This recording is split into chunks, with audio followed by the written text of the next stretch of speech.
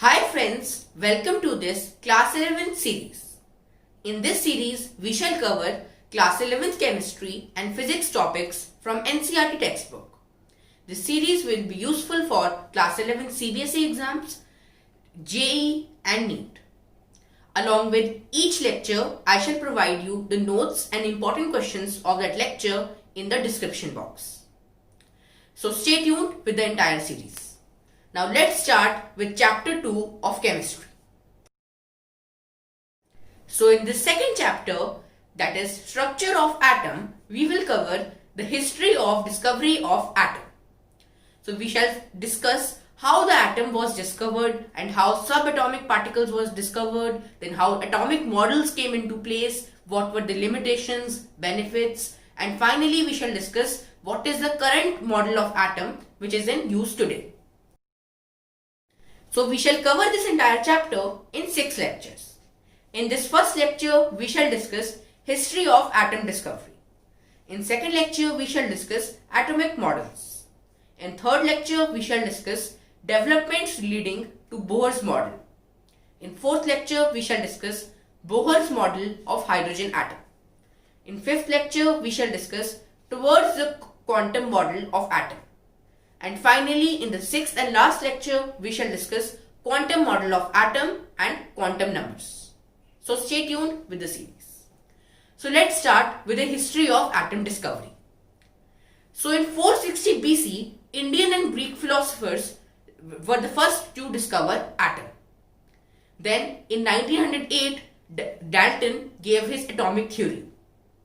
In 1987, the discovery of electron. In 1919, discovery of proton, and in 1932, the discovery of neutron took place. Now let's study each of these events in detail. So the existence of atoms has been proposed since the time of early Indian and Greek philosophers around 460 BC. According to them, the continued subdivision of matter would ultimately yield atoms which would not be further divisible. So if we continue to divide matter, then we will reach a point where it will not be able to divide further. And that smallest particle is known as atom. This was according to the Indian and Greek philosophers. In Greece, Democritus was the person to discover the atom, while in India, Mahashri Kannad did the same. The word atom is derived from the Greek word atomio, meaning non-divisible. So from this we can say that the discovery of atom, the basic discovery of atom took place as far as 460 BC. The next important event in the discovery of atom took place around 2000 years after that. In 1908, John Dalton proposed his atomic theory. So finally, there was a lot of debate over discovery of atom, but in 1808, a British scientist called John Dalton finally gave his atomic theory. Now let's see the important postulates of Dalton's atomic theory. First, atom is the smallest particle of any substance which cannot be divided further. Atoms of same element are identical, but atoms of different elements are different. Atomic mass is the fundamental property of atoms. So, no two atoms of different elements can have the same atomic mass. This was according to Dalton's theory. But Dalton's theory had many limitations, which we will study later in the chapter. His theory was proved incorrect by the experiments of the scientists towards the end of 19th century and beginning of 20th century. So let's see what were these experiments. The first important experiment to prove Dalton's theory incorrect was the discovery of electron. In mid-1950s, many scientists like Michael Faraday began to study the cathode ray tube. So let's understand the structure of this cathode ray tube and then we will understand the experiment that was carried out. So cathode ray tube is a tube made up of glass. This glass tube was sealed at both the ends and fixed with metal electrodes at both ends. The electrode attached to positive terminal of the battery was anode, and electrode attached to the negative terminal of the battery is called cathode. And also a very high voltage source was attached to the system. A vacuum pump was also attached to suck the air inside the tube and maintain very low pressure. So inside the tube, very low pressure was to be maintained in order to conduct this experiment. So that's why vacuum pump was used. A hole was made in the anode and a zinc sulfide screen was put behind the anode. So this was the structure of the entire cathode ray tube, and you can refer to the diagram. So let's see how this experiment was conducted. So when high voltage is applied across the electrodes, then current started moving from the cathode to the anode in the form of a stream of particles. So a beam of particles was visible as current moved from cathode to anode. This beam of particles was called cathode rays. When these rays struck the zinc sulfide screen, a bright spot got developed on the screen. So as these rays originated from cathode and passed through the anode, then as I have told you before that in the anode there was a small hole. So these rays penetrated through that hole in the anode and struck the zinc sulfide screen. And when they did so, then a bright spot got developed on the screen.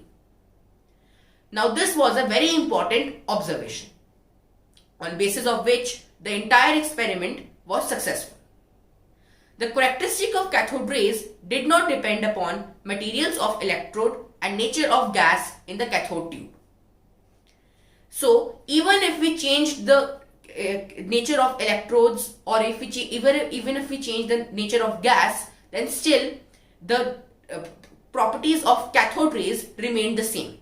So every time if we put some zinc electrode or some other metal electrodes, then still the same bright spot got developed on the sulfide screen, on the zinc sulfide screen. And even if we change the gases inside the tube, then again the same spot got developed. So this means that the properties of cathode rays did not depend upon the material of electrode or gas. The particles of cathode rays are called electrons. So till now we have discussed how electron was discovered. But we do not know that how the charge of electron was discovered. That whether electron will have positive charge, negative charge, or what. So in 1897, J.J. Thomson determined the ratio of the charge is to the mass of electron by using the same cathode ray tube and applying electric and magnetic field perpendicular to each other as well as to the path of electrons. On adding the electric field, the rays got deflected towards the positive end of the field, indicating that they were negatively charged, because unlike poles attract each other. So as they were getting attracted towards the positive end, this means that they were negatively charged. So again, when J.J. Thomson put the magnetic field, then again he got similar observation. This means that electrons are negatively charged. So on the basis of these experiments, let's summarize the properties of these cathode rays or electrons. So cathode rays travel in straight lines in the absence of electric or magnetic field. But in the presence of some electric or magnetic field, they tend to get deflected. And from this observation, we also got that they are negatively charged. By carrying out accurate measurement on the amount of deflections of the cathode rays or electrons, J.J. Thomson was able to determine the ratio of charge is to mass of electron. So by measuring the exact amount of the deflections and by doing some other experiments, J.J. Thomson was able to determine the exact ratio of charge is to mass of electron. So charge of electron upon mass of electron is equal to 1.758 into 10 raised to power 11 coulomb per kg. So till now we have discussed that electron has negative charge. But what is the exact value of that charge? We have not discussed.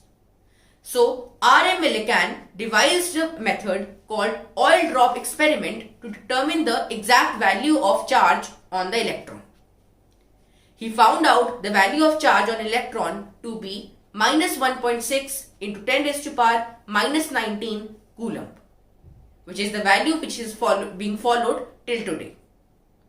From this, we can also determine the mass of electron. So, from the ratio between charge is to mass, and from this value of charge, we can determine the mass.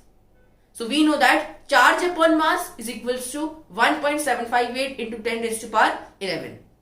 And value of charge is minus 1.6 into 10 raised to power minus 19.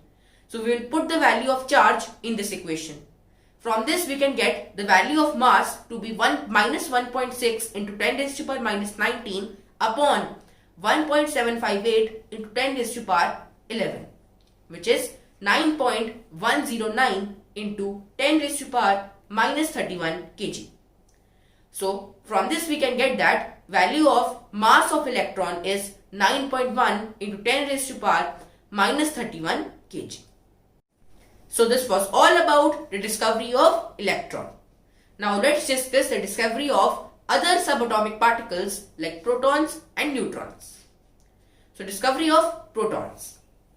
The electrical discharge carried out in modified cathode ray tube led to the discovery of canal rays. So, basically, if we modify this cathode ray experiment to some extent, then we can get canal rays, which have positively charged particles. So, cathode rays are negatively charged, while canal rays are positively charged. The canal ray experiment was carried out by E. Goldstein, and from this experiment, protons were discovered. The lightest positive ion was obtained from hydrogen and was called proton. Now, let's discuss the discovery of third atomic particle, subatomic particle, that is neutron. So, neutron was discovered by Chadwick in 1932. He bombarded a tiny sheet of beryllium by alpha particles and observed the emission of neutral particle which had mass equal to proton. So, on bombarding this sheet of beryllium with alpha particles, he found out that a neutral particle was being emitted which did not have any charge but which had the mass equal to mass of proton. He named this particle as neutron. Here I am providing you a table to summarize all the properties of electrons, protons and neutrons, so you can remember it.